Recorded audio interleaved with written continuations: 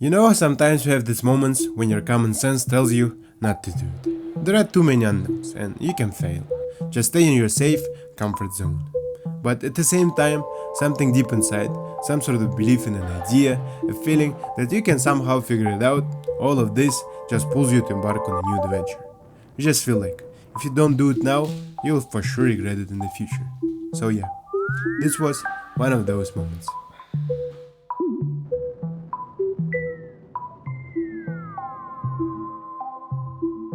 For quite some time now, I've been wanting to go on this trip, where I would film my next films, but have been failing to find any sponsors. After long and not promising negotiations, I couldn't wait any longer, because of my upcoming departure back to Kyrgyzstan.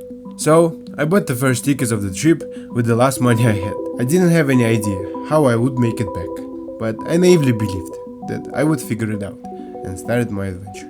It's officially morning in Milan airport. The night was okayish. There was a couch that I could kinda sleep on. I had like 5 hours of sleep, but I guess that's the reality of how these my documentary films are being made. Especially at this stage, a lot of unknowns, and we tried to get some sponsors for new films, but we cannot really. So this trip is gonna be a bit adventurous, because even like with the money side, I don't even know if I'm gonna have money for like next 3 days. I have like, I don't know, 90 euros right now in my bank account, so we're gonna see. But I really felt like I needed to do this, and there was no other time to push it off for later. The first stop of my trip was the Kyrgyz restaurant Dostarkon in Milan, whose founder by chance turned out to be the childhood classmate of my mom, which was pretty cool. There, I got really lucky to get an inner look at how the kitchen operates. It was the first ever experience like that for me, and it was really interesting to see how all these little processes are being done, how the meals are prepared, how the food is cooked, and how they interact with the customers. And I feel like through the prism of the restaurant, we could touch way deeper topics than just that. So I'm quite excited to start editing the film.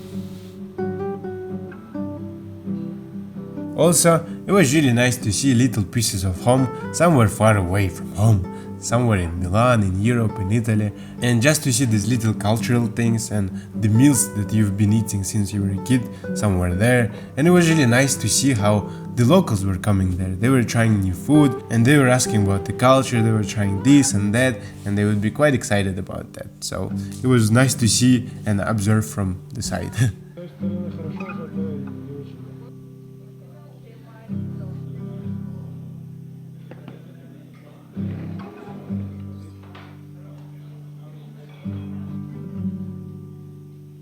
The last clients left 11 p.m. right now, a.m. p.m. So wide here. I love the full day. I felt like I could feel the atmosphere. So nice. Вообще, они так шутят, да. Здесь такая атмосфера.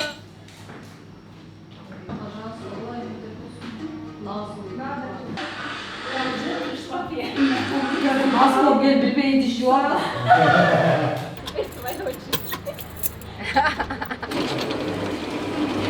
Вот, да, мой.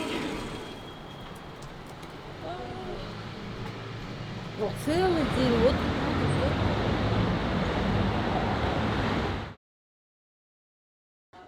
After a short 3-hour sleep, I headed back to the airport to go to my next destination, Norway, Oslo, which greeted me with some foggy weather and a crazy long 2-hour shuttle bus which cost me crazy 20 euros.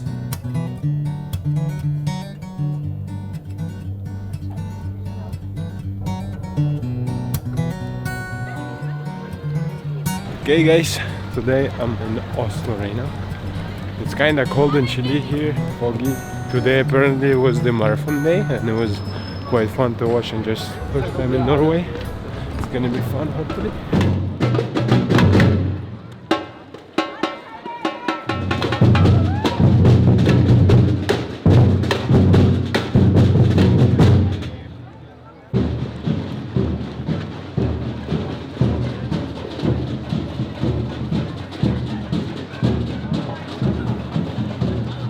Looks like a healthy nation, I don't know.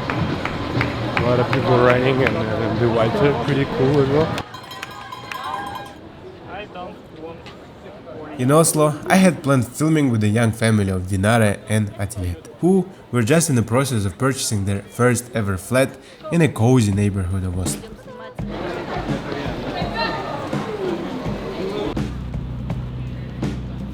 Тебе покажу. Ракета? Ты скажи. Нет, ракета сказал. Ракета? The process of filming here felt really easygoing, as Dinara and Adilet turned out to be these chill and vibey young adults who were quite open and friendly to share their story and welcome me to their new, little, cozy home.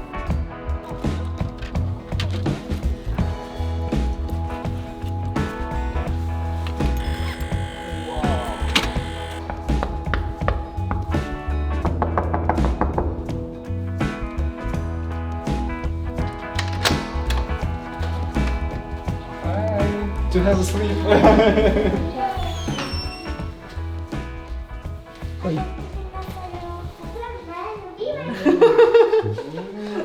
Это твоя любимая пицца. Мама тебе готовит, да? Вау. Only for destruction.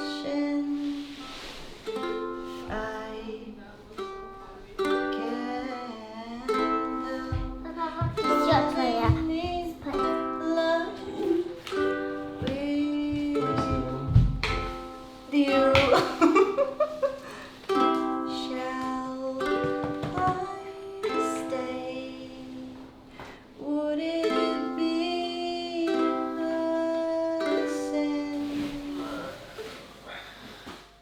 It was a long day today. The guys really kindly let me to stay in their new flat on this beautiful couch, and overall by the end of the day, I don't know, I was kind of getting a headache. I feel like I really need to keep my health to the good point. That's what I'll try to do. I just took a little pill, but after that I brainstormed what else I want to film for this part. Right now I'm really falling asleep. I have to go.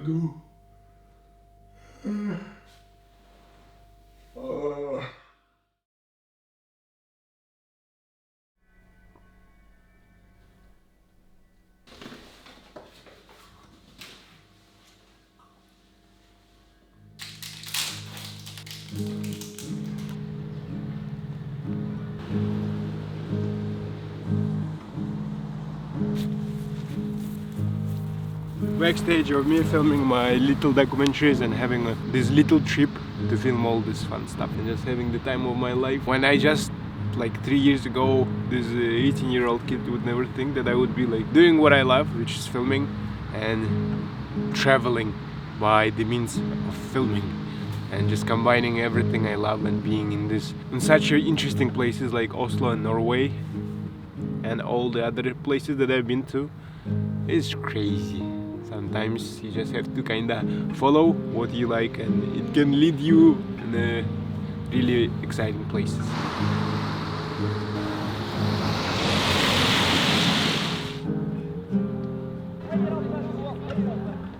Just look at this. There's a field, kids are playing, the sun is shining, there is a fjord there as well. You can see the water and the ships and everything and the buildings. Amazing. A lot of green and parks. Everyone is enjoying, and I'm enjoying as well.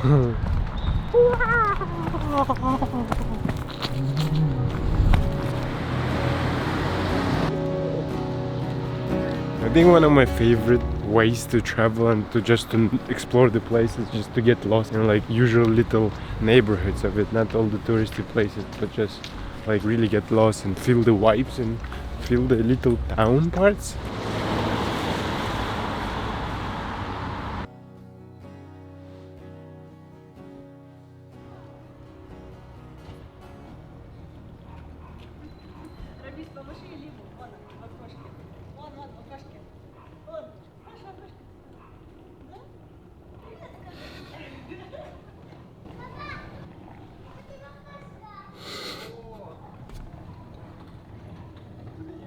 The next day we also had some filming to do, but as I said, the process was really easy, and at some point, as the guys noted themselves, it felt like I was this little brother who came from another town just to visit them for a weekend, and it was really vibey.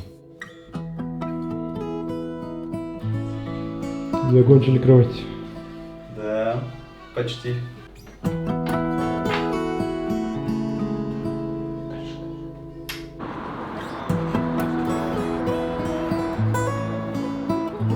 Не можете вот все на меня просто смотреть?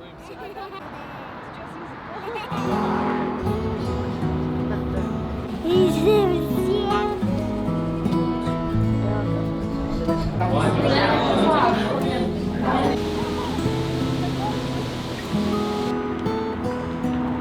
Okay, just said goodbyes to this super YB young family. Huge thanks to them for showing me the city and just sharing their story for my little documentary. I feel like it's gonna be quite diverse and really interesting one, and I really had a lot of fun filming it. Right now I'm going back to the flat, and tomorrow morning I'm gonna leave.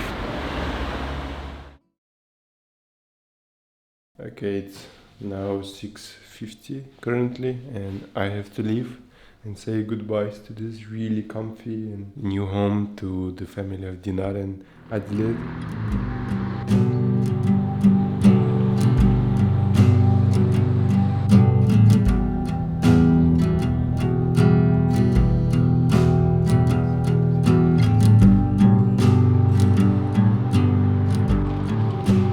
Okay, I'm in Stockholm now. After 7 hours of road, trying to solve some problems here and some problems with the brand back in Kyrgyzstan.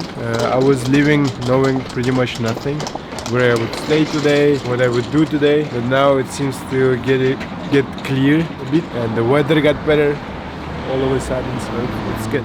Stockholm was the place where I had planned the least. Basically, I didn't know where I would sleep, what I would kind of film, and to be honest, at some point I was quite lost. But luckily, Tilek Baike just picked me up straight from the bus station, and then right away we started filming. He started sharing his story, and he showed me around the city, his favorite places, and overall, little by little, it all started settling in.